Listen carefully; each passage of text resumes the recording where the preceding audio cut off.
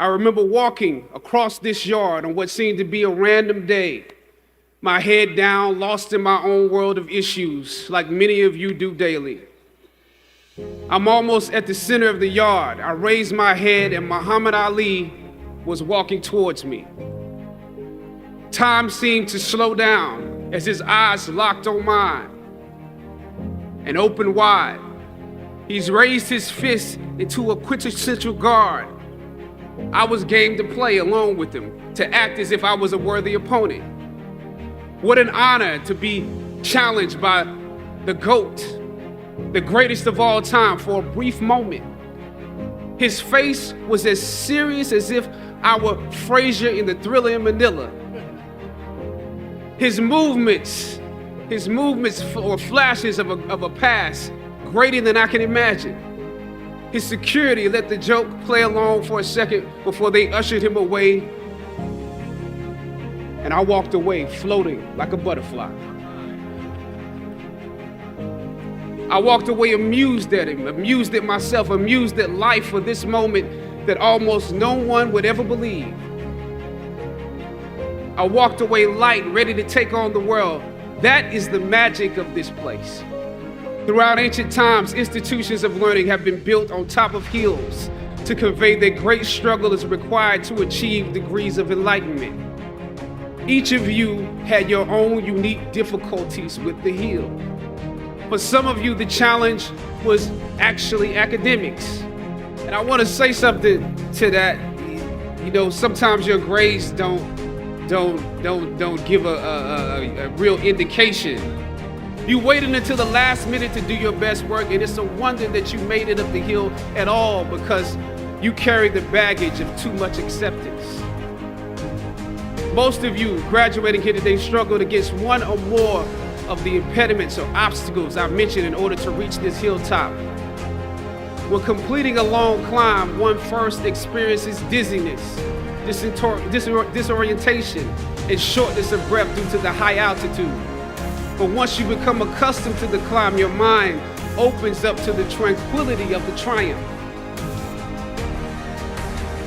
Oftentimes, the mind is flooded with realizations that were for some reason harder to come to when you were at a lower elevation. At this moment, most of you need some realizations because right now you have some big decisions to make. Right now, I urge you, in your breath, in your eyes, in your consciousness, invest in the importance of this moment and cherish it. I know some of you might have partied last night. You should celebrate, but this moment is also part of that celebration.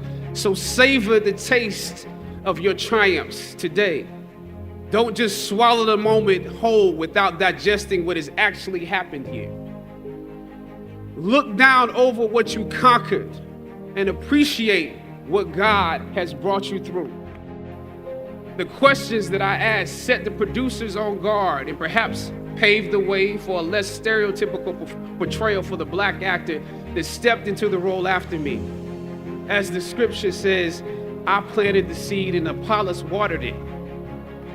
But God kept growing. God kept it growing. Sometimes you need to get knocked down before you can really figure out what your fight is and how you need to fight it. And how negotiating with him was practice for a world that was considerably more cruel and unforgiving than any debate here. One that had no interest in my ideals and beliefs. How would I maneuver through all of this? Finally, I thought of Ali in the middle of the yard. In his elder years, drawing from his victories and his losses. At that moment, I realized something new about the greatness of Ali and how he carried his crown.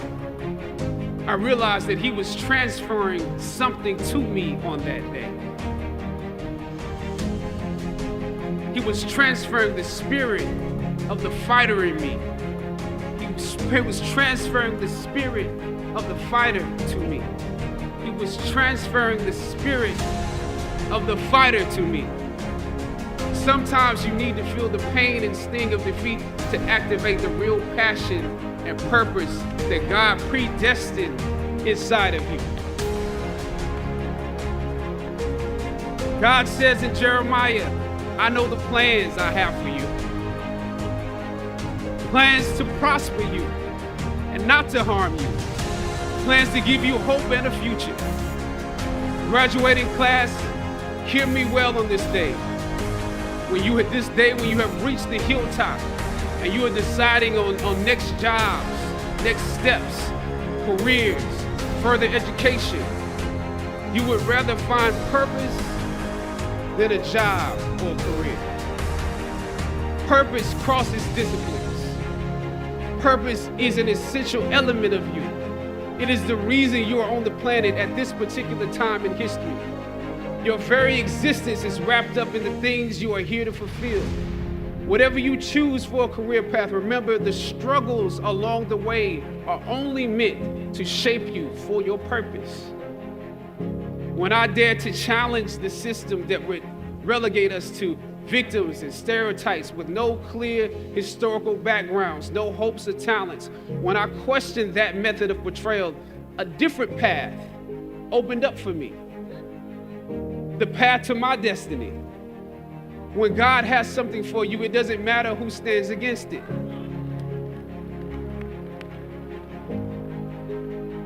God will move someone that's holding you back away from a door and put someone there who will open it for you. If it's meant for you,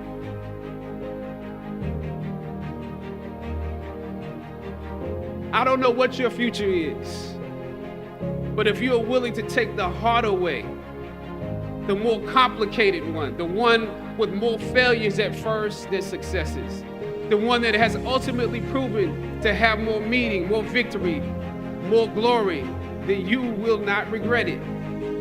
Now, the light of new realization shines on you today. Howard's legacy is not wrapped up in the money that you will make, but the challenges that you choose to confront. As you commit to your past, press on with pride and press on with purpose. God bless you. I love you, Howard. Howard forever.